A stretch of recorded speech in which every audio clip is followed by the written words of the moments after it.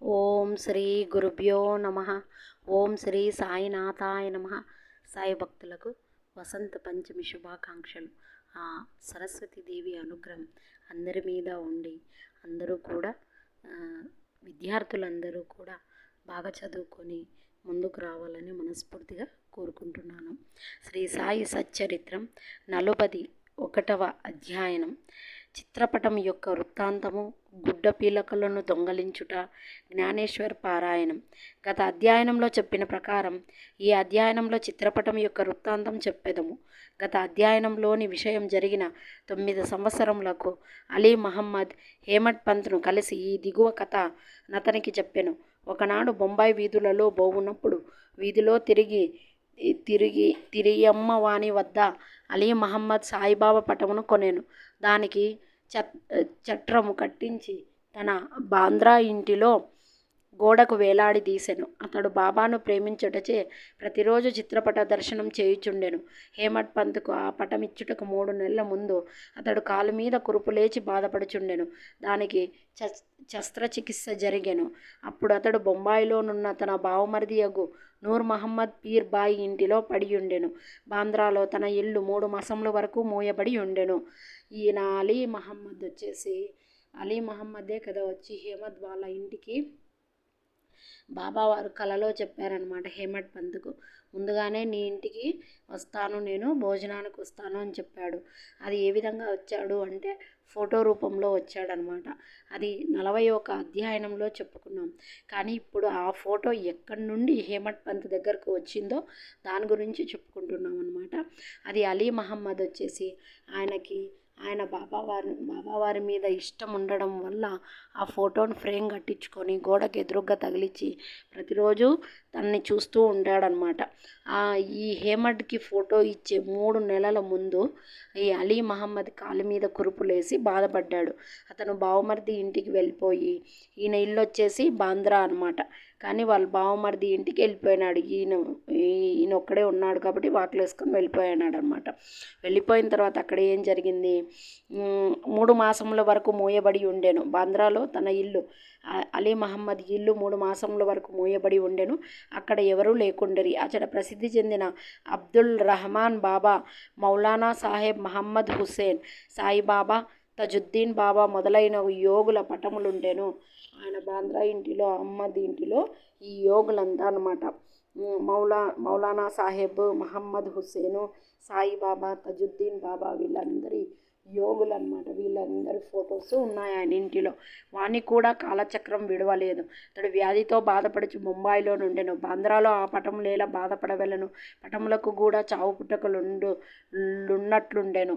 పటములన్నీ వాని అదృష్టము లభించెను. కానీ సాయిబాబా పటం మాత్రం ఆ కాలచక్రమున తప్పించుకొనెను. అదెట్లు తప్పించుకొను గలిగెనో నాకింతవరకు చెప్పలేరైరిరి. దీన్ని బట్టి సాయిబాబా సర్వాంతర్యామి అనియు, సర్వవ్యాపి అనియు, అనంత శక్తుడనియో తెలియచున్నది. అలీ మహమ్మద్ అనేక సంవత్సరముల కిందట యోగియోగ అబ్దుల్లా రహమాన్ బాబా యొక్క చిన్న పటమును మహమ్మద్ హుస్సేన్ తారియా వద్దకు సంపాదించెను. మహమ్మద్ హుస్సేన్ తారియా వద్దను చిన్న బాబా ఫోటో అనమాట, సాయిబాబా వారి ఫోటో ఉన్నింది. దాన్ని అతను తన బావమరిది అగు నూర్ మహమ్మద్ పీర్ బాయికి ఇచ్చాను. అది అతని టేబుల్లో 8 సంవత్సరాలు, అంటే టేబుల్ యొక్క డ్రాలో 8 సంవత్సరం వరకు ఉండి, తర్వాత మహమ్మద్ పీర్ వచ్చేసి దాన్ని ఫోటోగ్రాఫర్ దగ్గరికి తీసుకెళ్ళి సజీవ ప్రమాణమంత పెద్దదిగా చేయించి దాని ప్రతులను, అంటే దాని ప్రింటింగ్స్ తన బంధువులకు, స్నేహితులకు పంచిపెట్టెను. అందులోనొకటి అలీ మహమ్మద్కి ఇచ్చెను. దానికి అతడు తన బాంద్రాలో ఇంటిలో పెట్టెను. నూర్ మహమ్మద్ అబ్దుల్ రహమాన్ గారి శిష్యుడు. గురువు నిండు దర్బారులో నుండగా అతడు గురువుగారికి దాన్ని కానుగా నిచ్చుటకు పోగా వారు మిక్కిలి కోపగించి కొట్టబోయి నూర్ మహమ్మద్ నచటి నుంచి తరిమి వేసిరి. అతడు మిగులు విచారపడి చికాకు పొందెను.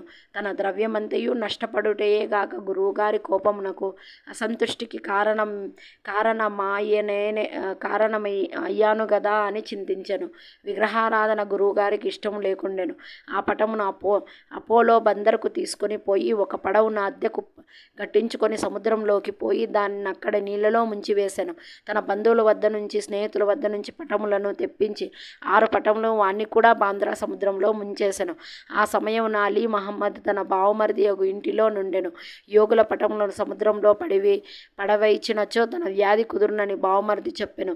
ఇది విని అలీ మహమ్మద్ తన మేనేజర్ను బాంద్రా ఇంటికి పంపి అక్కడున్న పటములన్నింటినీ సముద్రంలో వేయించెను.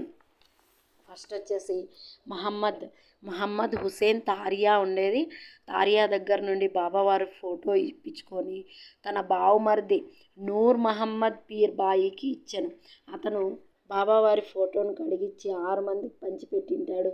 తర్వాత తను కష్టాలు పాలవుతున్నానని ఆ ఫొటోస్ అన్నీ తెప్పించుకొని సముద్రంలో పడివేశాడు. కానీ ఇక్కడ అలీ మహమ్మద్ యొక్క బావమరిదే కదా మహమ్మద్ నూర్, ఈయన ఇంటిలో కూడా బాబావారి ఫోటో ఉంటుంది. కానీ ఆయన బాంద్రాకు పోయి మేనేజర్ అవన్నీ ఫొటోస్ అన్నీ సముద్రంలో పడేసినప్పటికి కూడా బాబావారి ఫోటో ఒక్కటే మిస్ అయ్యి ఉంటుందన్నమాట.